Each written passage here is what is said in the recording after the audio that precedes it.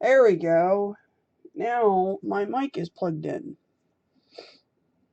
Technical difficulties. So, I normally use... Where my mouse will go. I normally use Photoshop when I do my work. But a lot of people don't have the pleasure or the ability to use Photoshop. So what I'm going to do this stream is I'm going to play around in GIMP. And a fellow YouTuber is having some issues, not only with GIMP, but with designing overlays and things like that for his YouTube streaming channel. So we're going to see about what we can do about that. I'm itchy and tired and sleepy. And hopefully my daughter doesn't wake up anytime soon, because, yeah. So, this is the GIMP website. And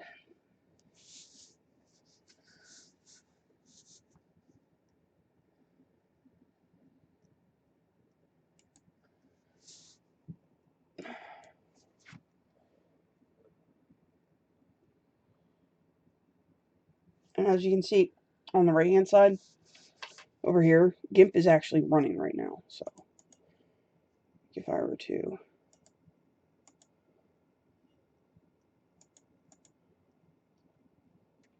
and I just installed it, and I have two monitors. One runs IBS or OBS. IBS. It's a terrible disease. Excuse me. It's a lot of pollen today. I apologize for that. And I'm like looking for the rest of GIMP going, okay, that's not, where's my actual thing? And it's on my other monitor, so give me a minute. There's the one toolbar, right? And there's the canvas.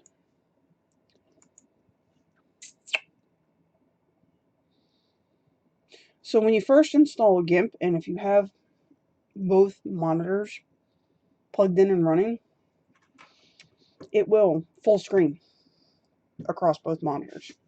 Pro tip. So what we have here, it looks like, and I've used GIMP before when I've had to, but I'm not a GIMP user. I'm not a power user, so I get to muck through this, and you guys get to laugh at me, because this is going to be funny.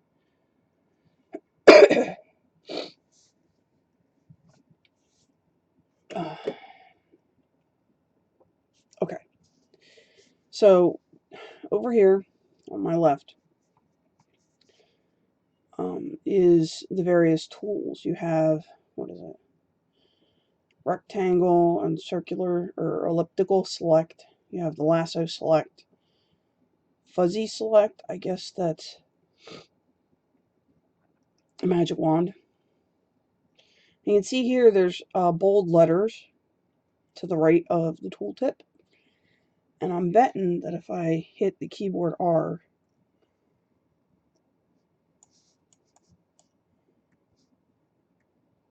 yep, it selected the thing. Interesting. And that's E. Yep, you see how it highlights? E, F, and then U. What is this? This is select by color, which is Shift and O. I'm not going to remember all this. Yep. Then we have scissor select. Select shapes using intelligent edge lifting. Interesting. Foreground. Paths. Color picker. Zoom. Measure. Interesting. Now, GIMP is a totally free program. It's a totally free program. Okay. Got spots all over my laptop screen. Sorry for that. And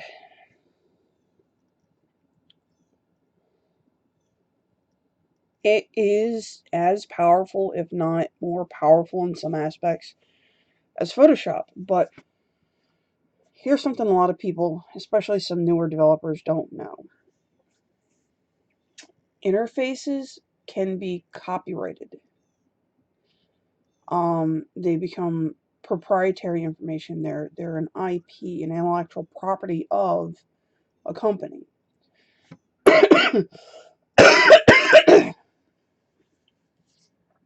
Oh, sorry about that.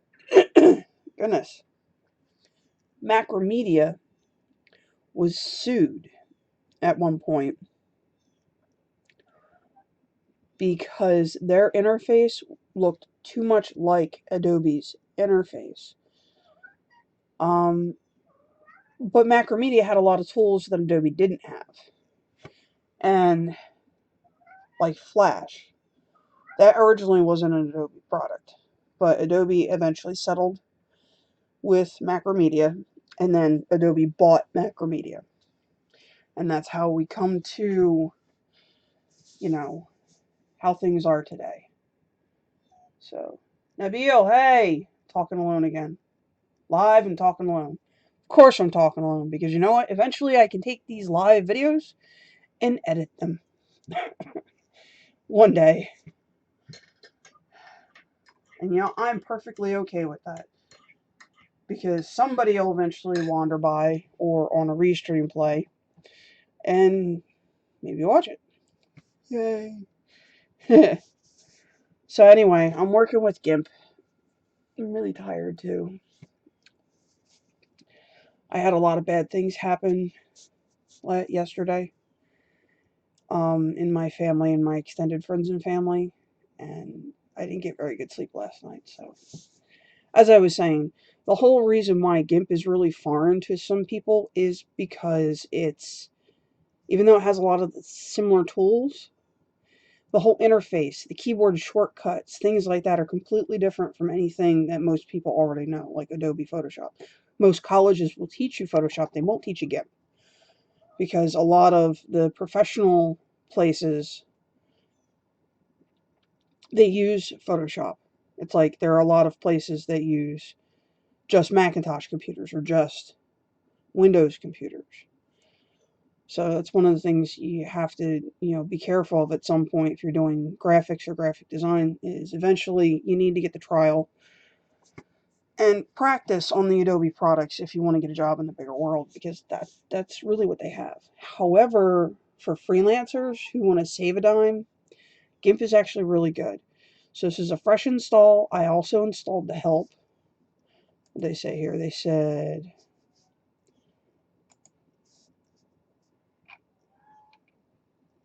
in GIMP, select Edit Preferences Help System. Select locally installed copy. So edit. Oh, what was it again? I forgot that fast. Go figure. Edit Preferences, Systems Help. Edit Preferences. Oh, look at that. It's actually a very pretty dialog box.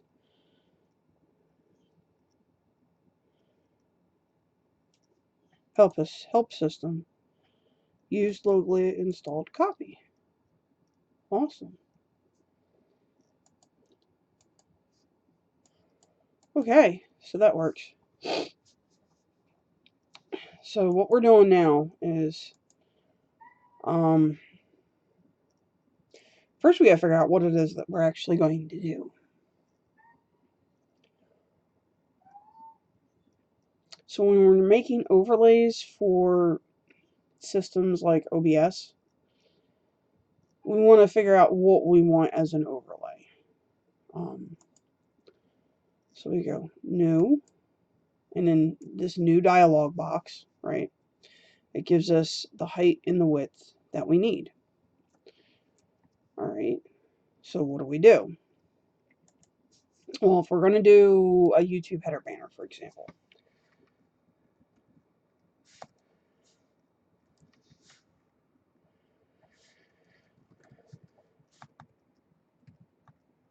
you know what?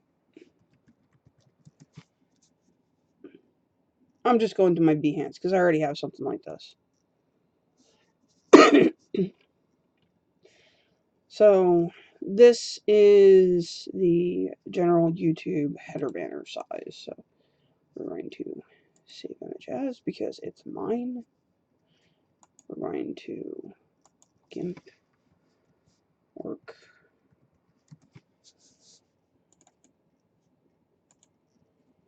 Right?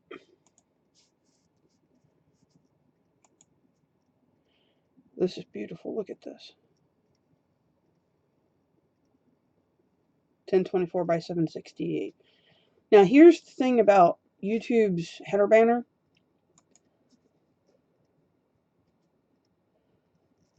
Let's go bigger. So I think it's, what size is it? Again, I can't remember. 1920 by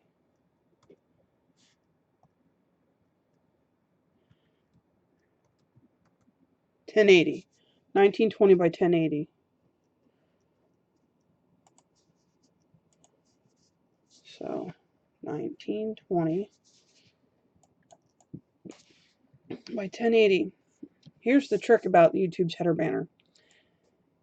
It goes by the size of TV screens. So now you have this lovely thing in here. We go File, Open. We go to Pictures. We go to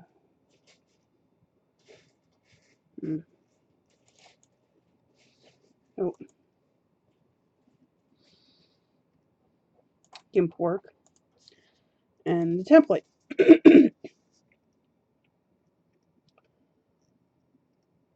If it'll open.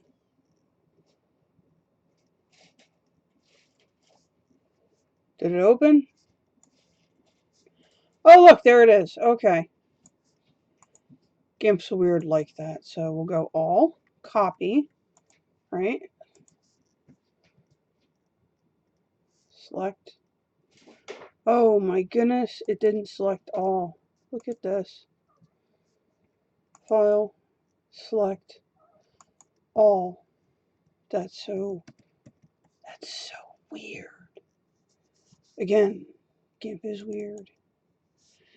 And then we'll go here to a layer. Let's see, delete this layer, anchor the floating layer. Create a new layer. Okay. So you have the background and you got a layer, right? You select the layer and you go, boop. Now we have a layer. So what this does, what did it duplicate? No. Discard changes.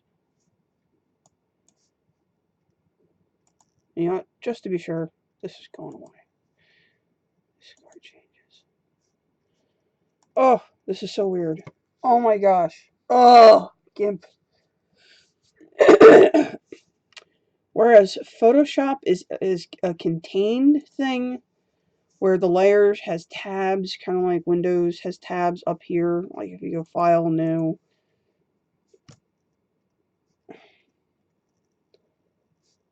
Create, right?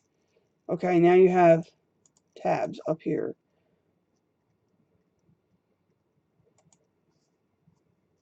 I'm going to close this. GIMP doesn't do that. Each individual window is its own individual window, and that's just crazy. Select. None. See, this is where keyboard shortcuts don't cross over. So select all is Control A, right? Control D in Photoshop is deselect. Get it? D for deselect. But here, the select none is a Shift Control A. So Shift Control A. Shift Control A. Okay. These little things here are marching ants. Select none. Select all. Select none. Why is it still?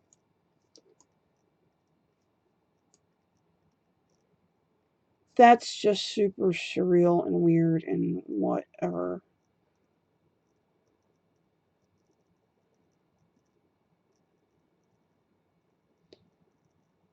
Alright.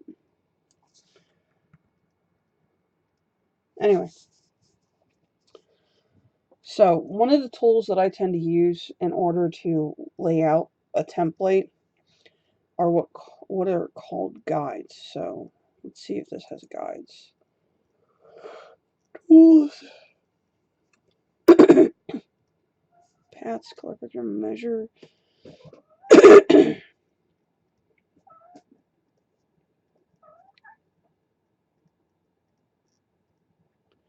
This is really surreal. Guides, there it is, right there.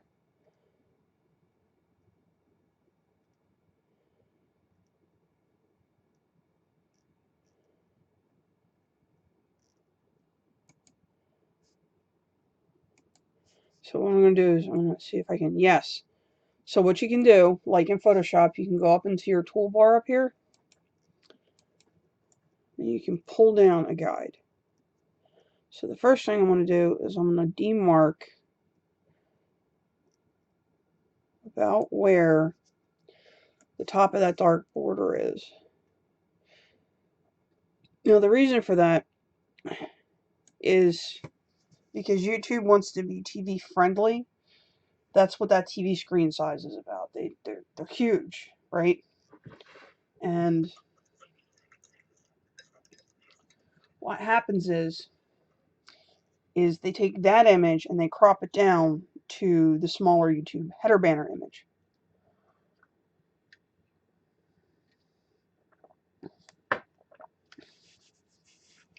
Now, unless somebody's going to be watching YouTube on TV, and some people do, I mean, they have YouTube Red. You can watch full-on shows on YouTube. And a lot of smart TVs come with YouTube already installed. And if you full screen it on a smart TV, you'll get the larger overall screen.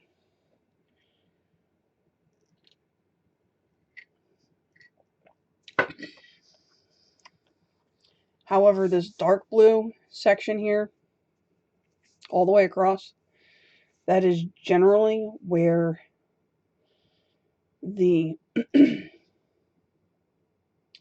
cutoff is for the header banner when you're surfing YouTube.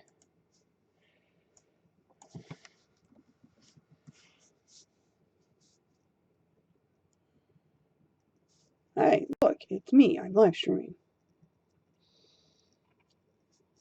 So we'll go to my channel.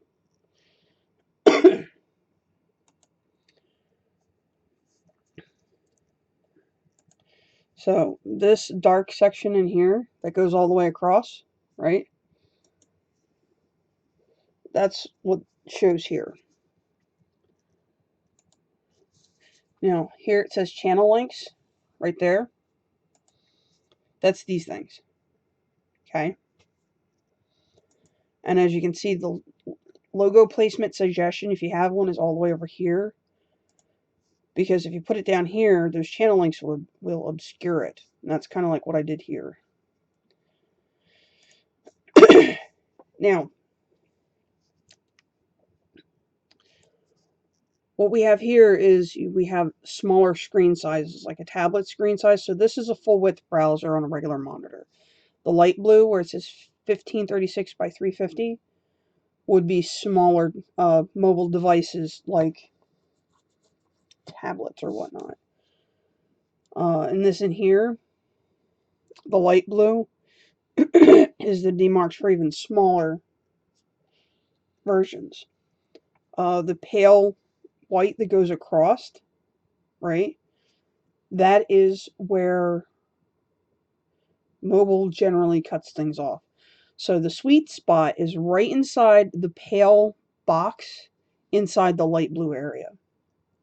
This here is where you want to put your most important information. Your channel title, your sorry, derailed. Your channel title, your any kind of logo if you have one, or your information in regards to what you do, when you do it.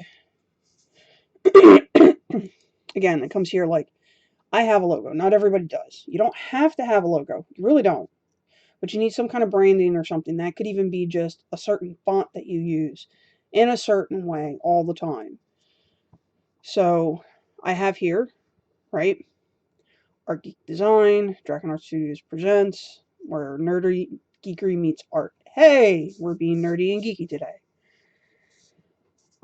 So that's my brand, my information, and then this here has when I stream live on Saturdays. I'm streaming live on Saturday.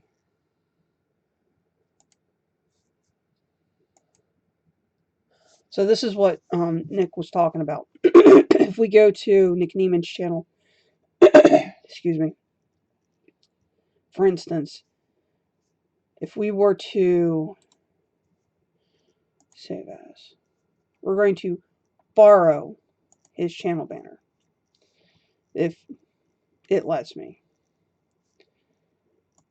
Oh no. Oh no, no, no, no, no. Cancel. No. You know what it did? Try to download everything. So, oh. Alright, YouTube. We get to fight. I'm not playing with that. So Windows has this neat little snipping tool. Haha.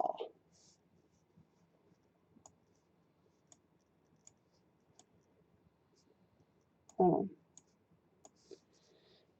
on. No.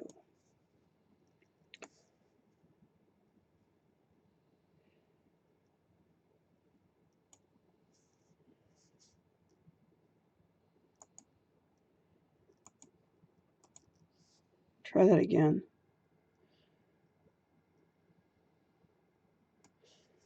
So we're going to try to trim his banner out, right? File, save as, pictures, GIMP work. Yeah, I tried to save the entire thing. Nick. Okay. What we're going to do, we're going to go back into GIMP. We're going to lock, no, we're going to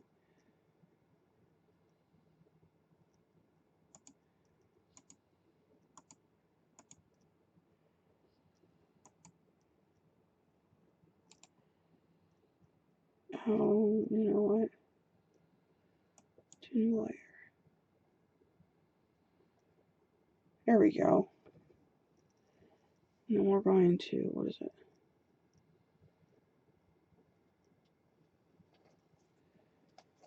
I'm going to drag this layer down so it's below everything else. And then there's got to be a way of locking the layer.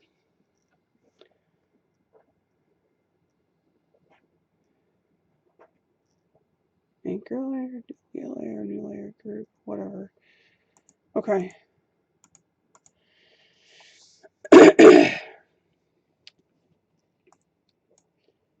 So on this side, I'm going to do the same thing. I'm going to send my layer guides over here. Okay.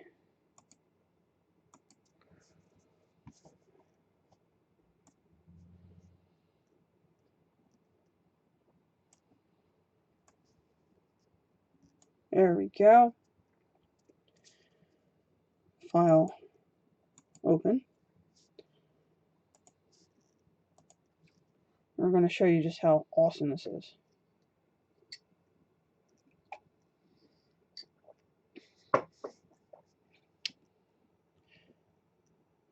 As we wait for GIMP to do its thing.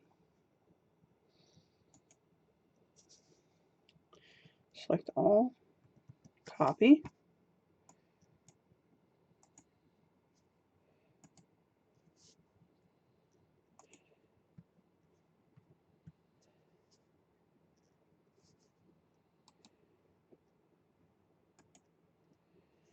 So what we're going to do here, set the transform, Control T, no, edit, image, scale image. Okay, so that's the scale image icon. So what we can do,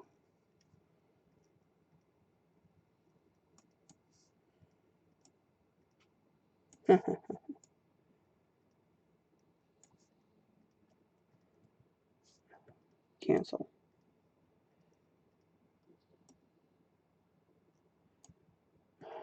Cancel.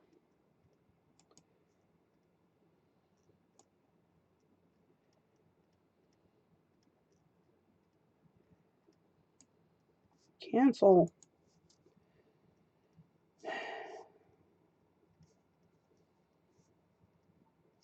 Oh, this is so irritating.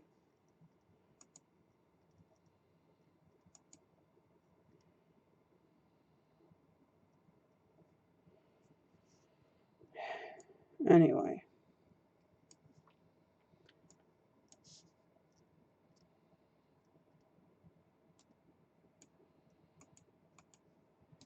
This is supposed to go to new layer. There we go.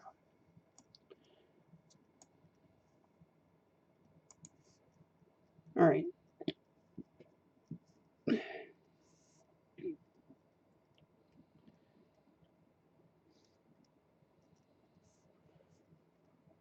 This is really irritating.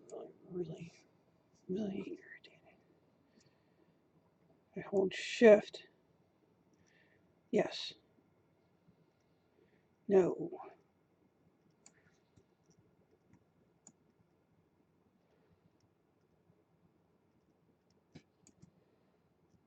It's not supposed to do that. Okay.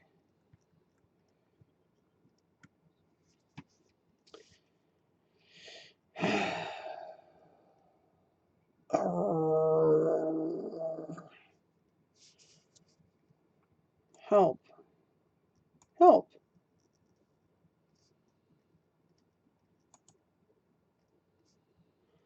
Okay, so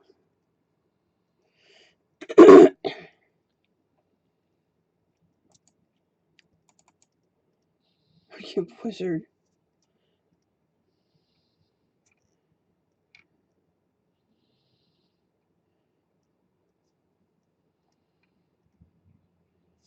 Okay, so do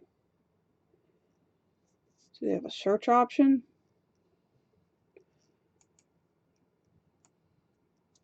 Yes, they have a search option. Maybe.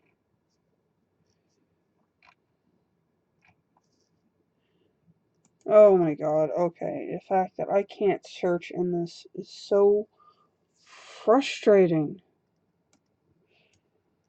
What were you thinking, GIMP?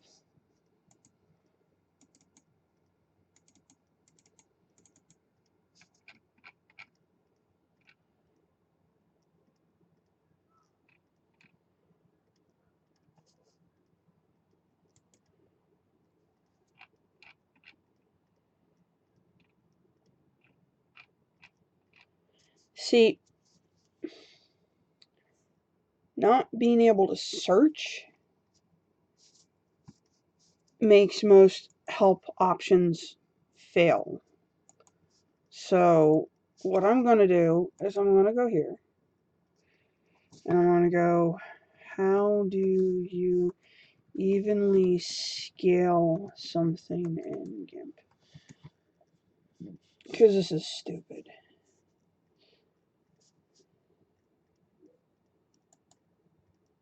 Hey, face cam.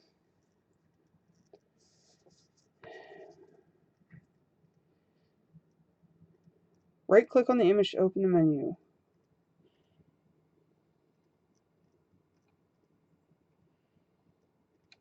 Scale image.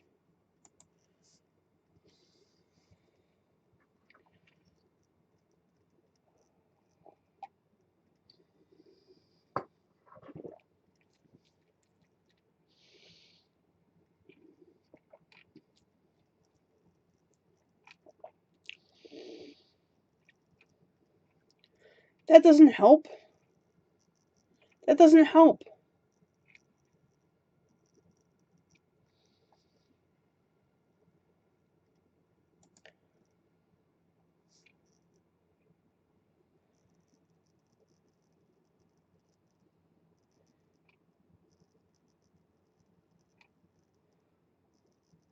That doesn't help. Guess I'm going to figure this out by myself. Do live at the car again? Well, I would do live at the car, but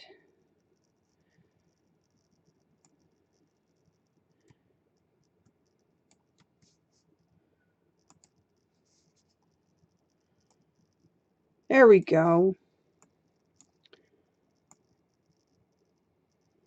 There we go. So I scaled this up evenly now.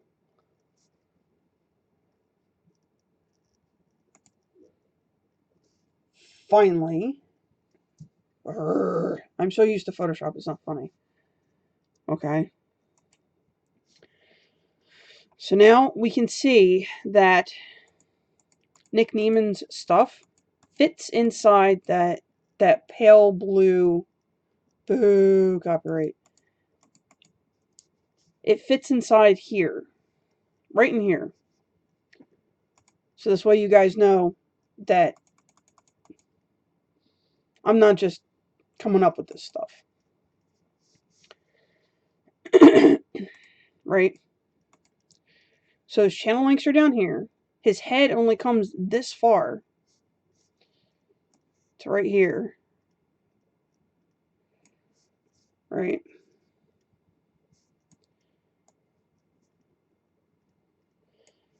And if you're on mobile or tablet, this secondary light blue, slightly darker than the very light blue, is where it would get cut off. So if you're going to have anything extra, you got to keep in mind that that's going to get cut off there too.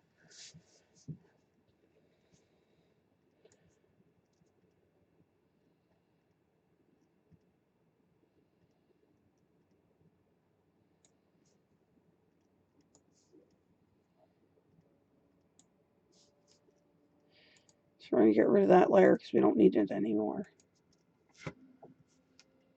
Computed it.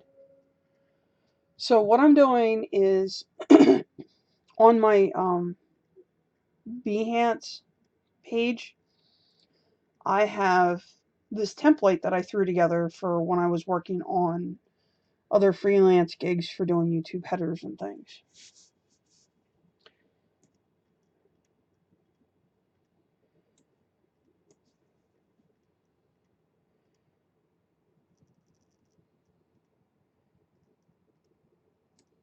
So this whole white area is the TV screen size. It's the full TV screen size. This dark blue width is the YouTube header banner that you see on a web page. That's the full width. But you know, notice the height's crunched down. So I grabbed Nick Neiman's banner, borrowed it, as an example because his design is really good. It's really sharp. It's really to the point. And even when I scaled it up to prove that it fit. This mid-tone blue is where smaller screens like tablets will cut off anything outside of that in the dark blue. So if you have a tablet and you're looking at YouTube on a tablet, it's more than likely that that much smaller size is what part of the banner will be shown. The really, really pale blue section is what would be on a mobile. And this strip of pale white, that portion of it, because mobile phones will squish this down, that portion of it will be what is seen. So, open as layers. So we're going to go to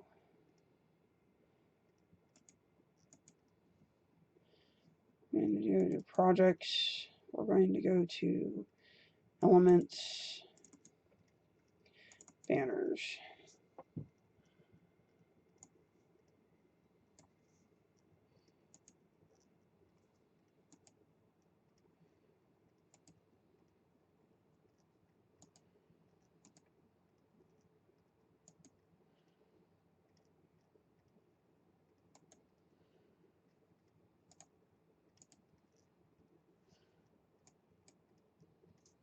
Okay.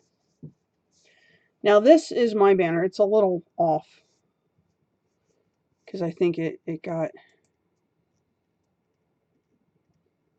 pulled a little too wide by a little bit.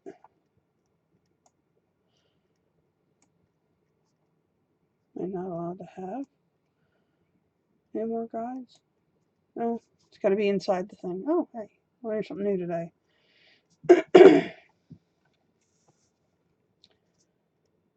So, what's going on here? You can see my guidelines right here are cutting up my overall image. So this is my overall larger image, and yeah, it's getting cut off. See, his hand's not there, so we're going to go to scale.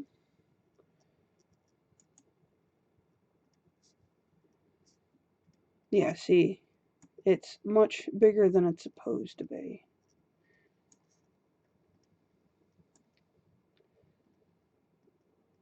What are you doing?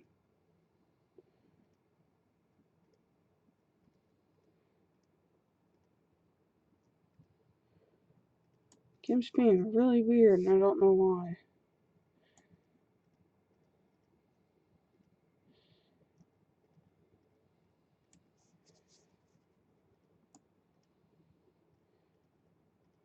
Why is it being weird? Anyway. So as you can see here, now that it's scaled properly, that everything fits into that mobile banner design. Now, I'm going to use my phone. I'm going to go to YouTube. Come on. Come on, Google.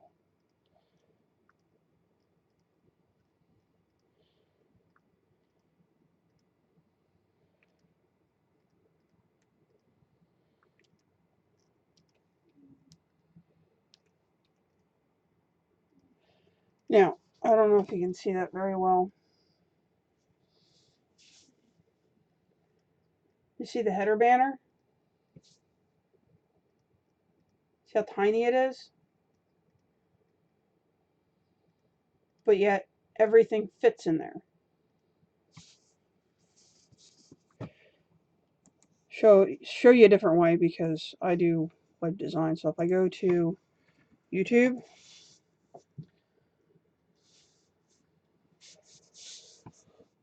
oh, really? Are you going to do that?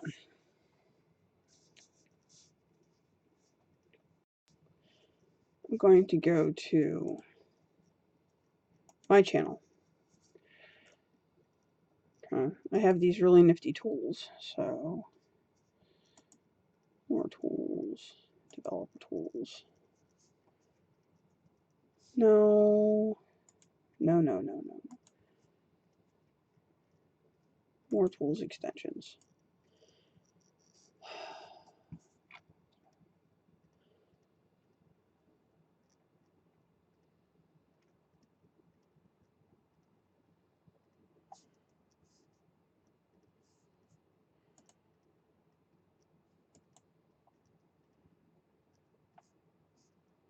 Oh, that's a shame.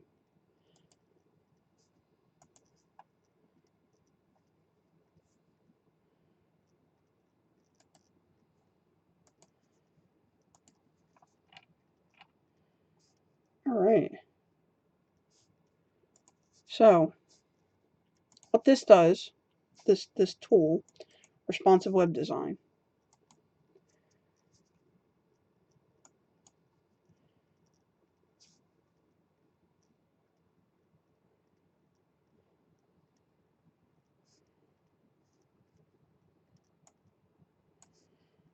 So we're going to go for an iPhone,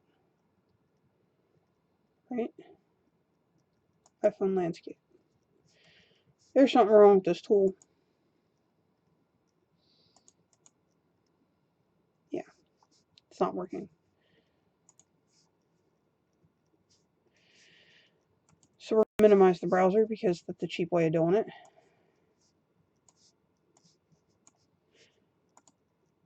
good responsive design will always shrink down properly. So we'll go to my channel. And here, you see that the banner shrunk down, but on mobile it actually crops down.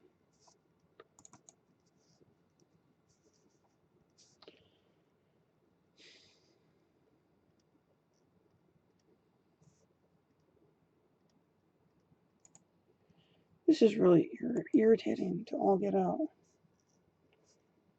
Enable you. We're going to find other extensions.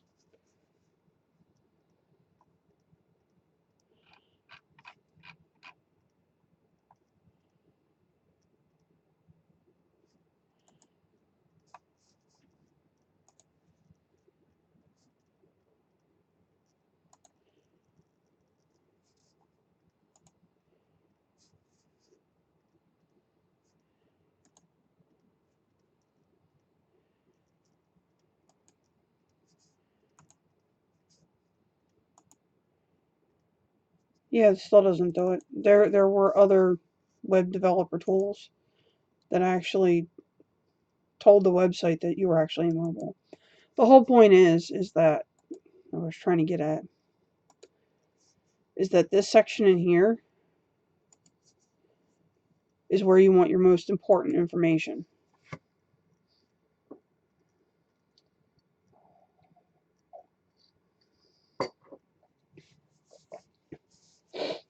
You don't want to put it outside. You don't want to put it any bigger. You don't want to fill in this space here and here because in the long run it gets cut off.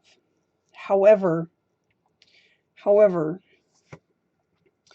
in a situation where somebody is going to look at your channel on a TV,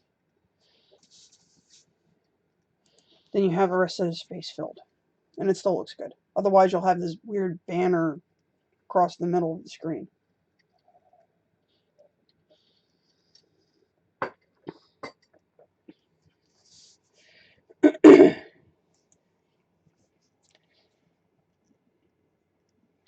So that's how you do a header banner in GIMP.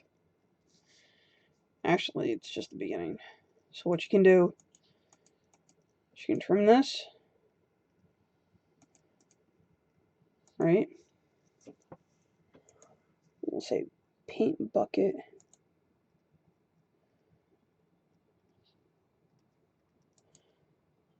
We'll pick a color, maybe a neutral blue. Okay. Fill this in, right? And we get a new layer. Okay. This layer, we'll do a selection tool for just the area that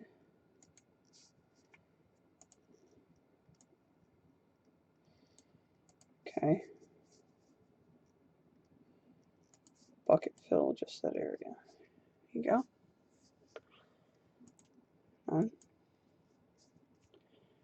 And now you have the area marked out that you want your shoe where you want your information to be. Use this tool. You can pick your Open Sans. We'll do Open Sans bold. We'll do a 20 font, 20 point font, 20 pixel, 20 point font, right? And then we'll just start typing again. How do I ever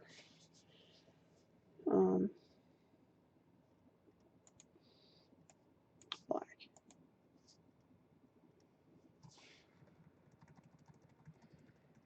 Okay, so word of the wise. Choose your color first.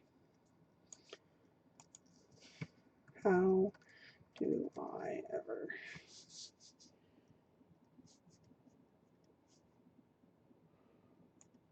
That's too small. So we go in here and we do 50 points. Add whatever. Nope, still too small. 100. There we go.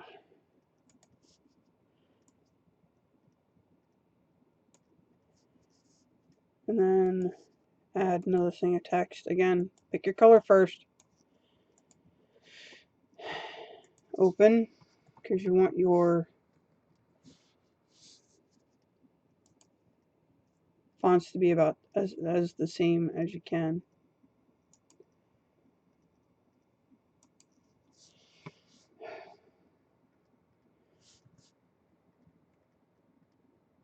What the heck? Oh my goodness. Oh my word.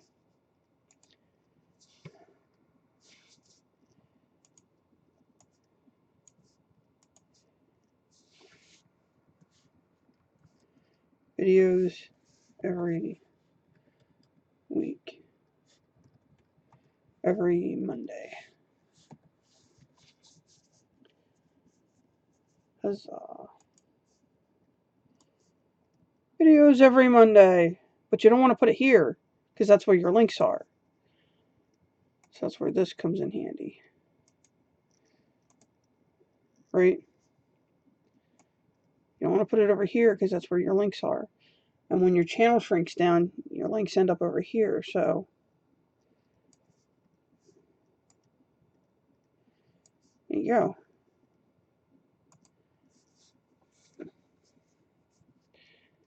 Yeah. Make that go away, and now you have a really simple header banner. You can add photos and pictures and other things to it.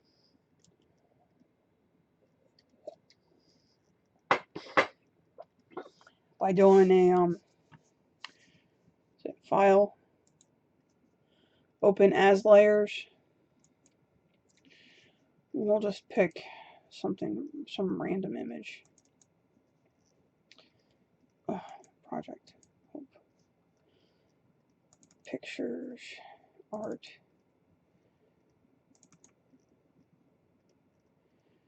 No.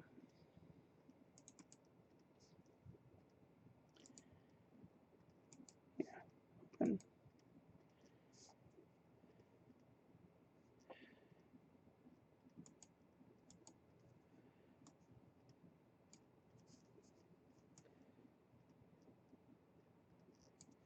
And now you have a picture in there. And it's in the cutoff zone. So when it shrinks down, when you do the picture and it shrinks down, it's not as cut off as it might otherwise be. If you were to put this image in here, it would get cut off at the butt.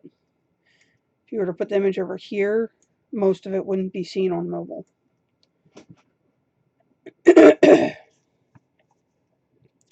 So I'm going to do something fun with this. I'm going to try to duplicate.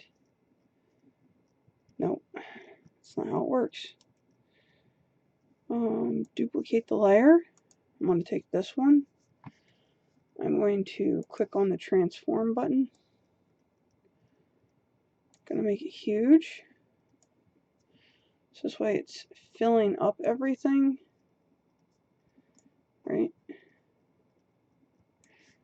Or as near as you can. Scale. Cancel. Don't forget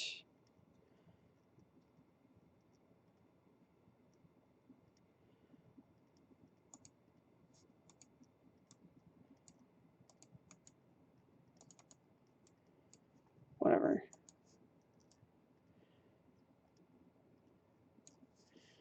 And then I'm going to pull this really big image down below the text. Oh my god, I can't see the text now. Oh! And then I'm going to play with the opacity if I knew where that was.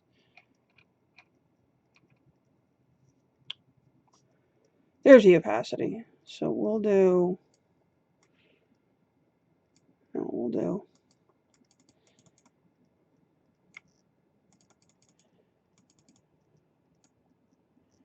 Too far gone.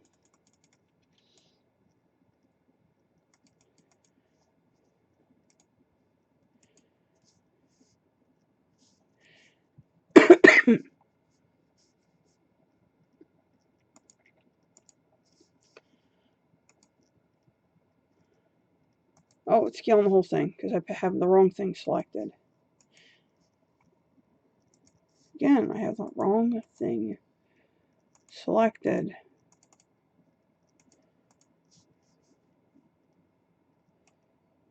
Why is it doing that? Cancel.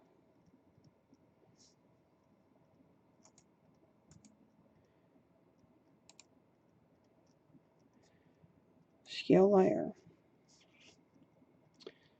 Cancel.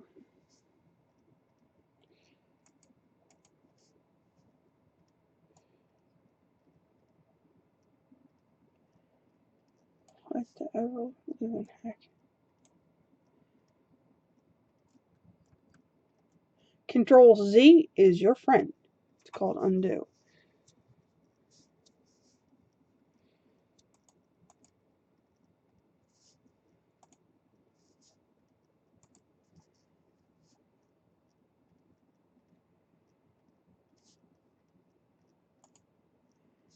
Okay, I don't want to scale layer. I want to scale the object.